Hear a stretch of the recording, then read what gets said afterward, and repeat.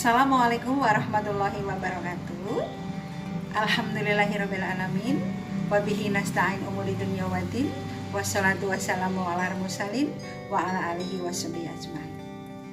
Bersyukur kepada Allah Subhanahu wa taala dengan mengucapkan alhamdulillahirabbil alamin.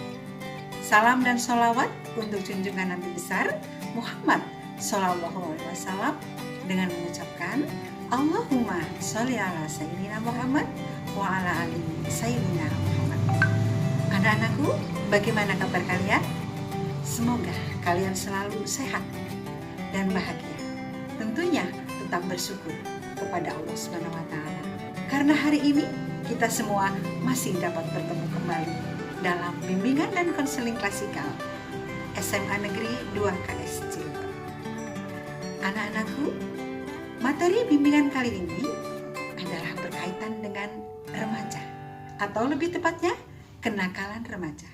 Untuk itu, marilah kita berdoa terlebih dahulu agar bimbingan dan konseling klasikal Allah lancarkan dan Allah mudahkan, kita bisa mendapatkan berkah. Berdoa mulai. Berdoa selesai. Terima kasih anak-anakku. Kali ini kita akan berbicara dengan istilah dengan kenakalan remaja. Latar belakang atau permasalahan sehingga timbul istilah kenakalan remaja adalah perkembangan teknologi yang semakin maju, dampak globalisasi yang semakin luas, sehingga banyak remaja yang terpengaruh hal-hal yang negatif. Lalu apa saja hal-hal yang negatif dalam kenakalan tersebut? Yuk kita simak apa sebenarnya pengertian kenakalan remaja dan solusi seperti apa yang harus dilakukan remaja agar tidak terjerumus dalam kenakalan remaja.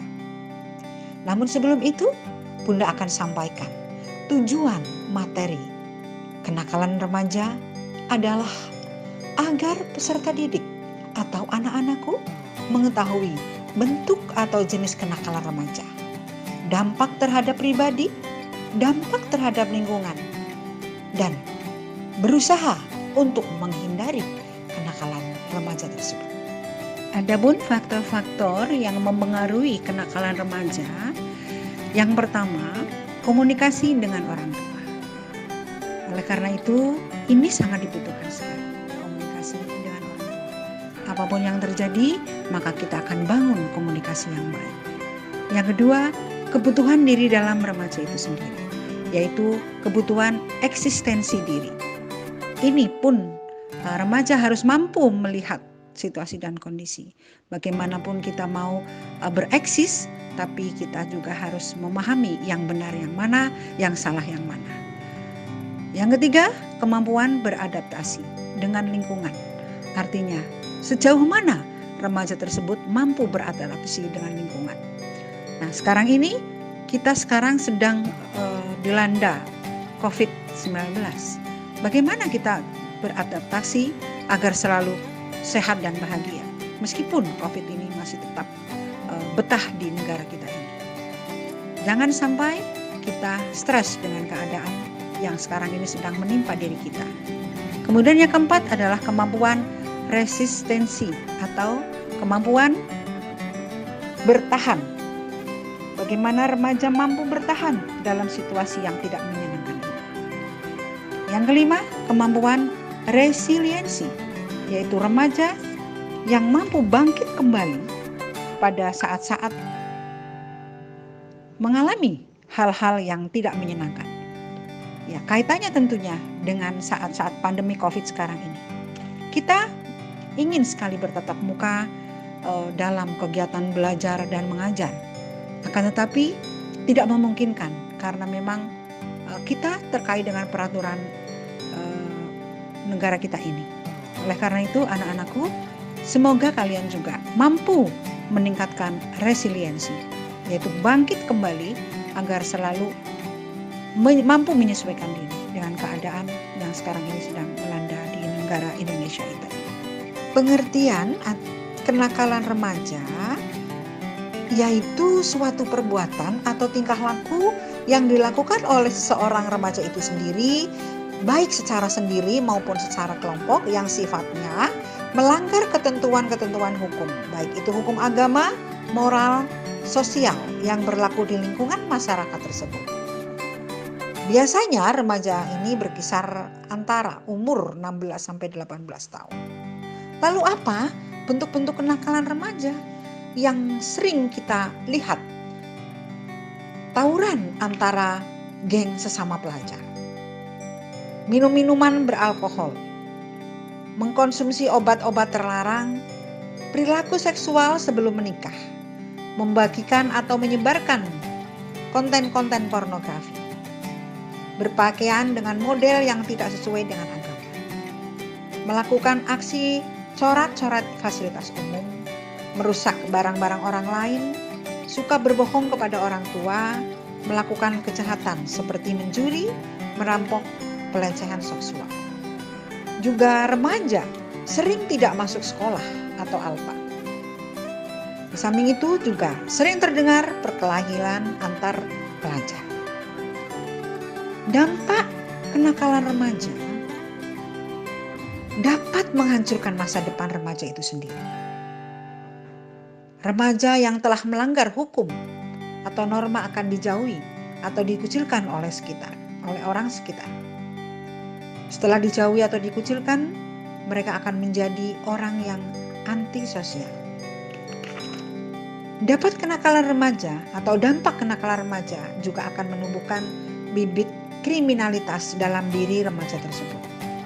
Remaja yang mengalami hamil di usia dini di luar nikah telah pasti dapat mendapatkan masa depan yang suram.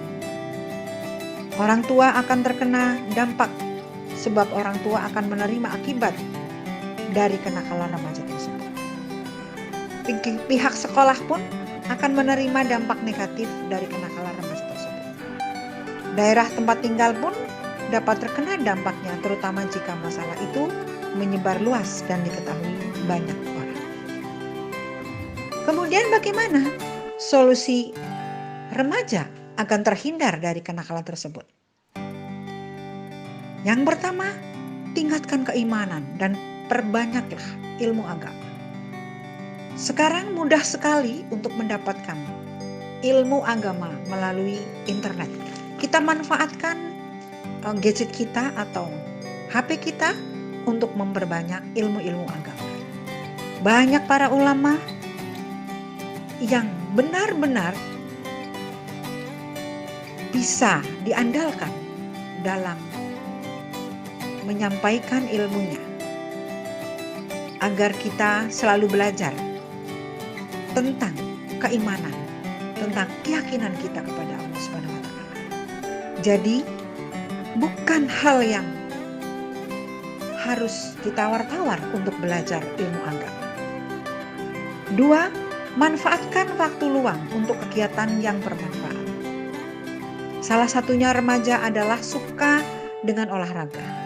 Maka manfaatkanlah olahraga yang konsisten tentunya. Bergaul secara selektif.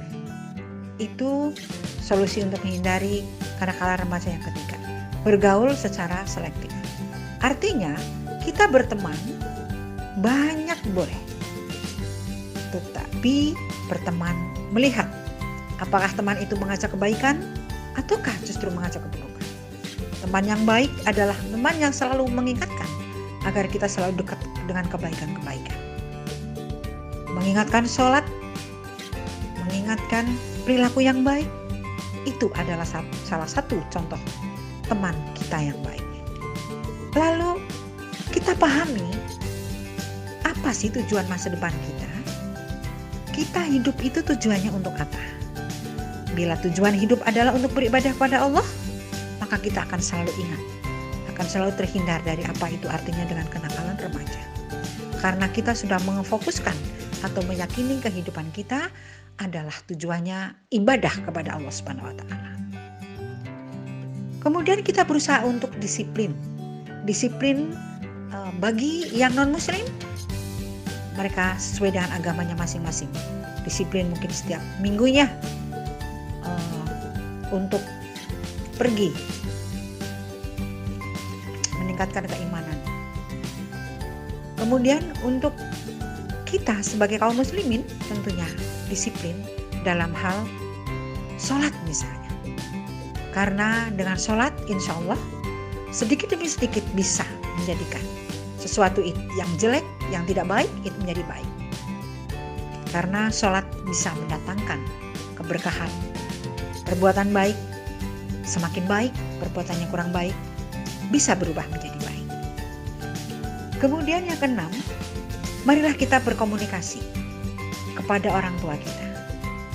Karena dengan komunikasi kepada ayah bunda kalian, apapun yang terjadi pada diri kita, insya Allah akan ada solusi yang terbaik. Apabila kalian ada masalah, maka orang yang pertama kali kalian beritahu adalah ayah dan bunda. Ya, itu karena mereka menyayangimu lahir dan batin. Bagaimanapun permasalahan yang kalian hadapi, tentunya bunda dan ayah kalian semuanya akan mencari solusi yang terbaik untuk kalian. Kemudian teruslah memperbaiki diri sendiri agar lebih baik. Karena pada hakikatnya orang yang berbahagia adalah orang yang selalu memperbaiki diri, orang yang selalu berbahagia pada suatu langkah yang baik dan semakin baik. Itulah orang yang berbahagia. Oleh karena itu anak-anakku, marilah kita berusaha untuk menghindari apa yang disebut dengan kenakalan remaja. Karena Bunda yakin kalian semua adalah remaja-remaja yang berakhlak baik, yang berakhlakul karimah. Remaja-remaja yang cerdas religi, yang cerdas sosial, dan tentunya cerdas intelektual. Semoga materi bimbingan dan konseling klasikal kali ini banyak manfaatnya. Dan semoga kalian tetap sehat dan bahagia. Salam sehat, salam bahagia. Tetaplah senantiasa bersyukur atas nikmat Allah Subhanahu wa taala, yaitu nikmat iman. Terima kasih. Wassalamualaikum warahmatullahi wabarakatuh.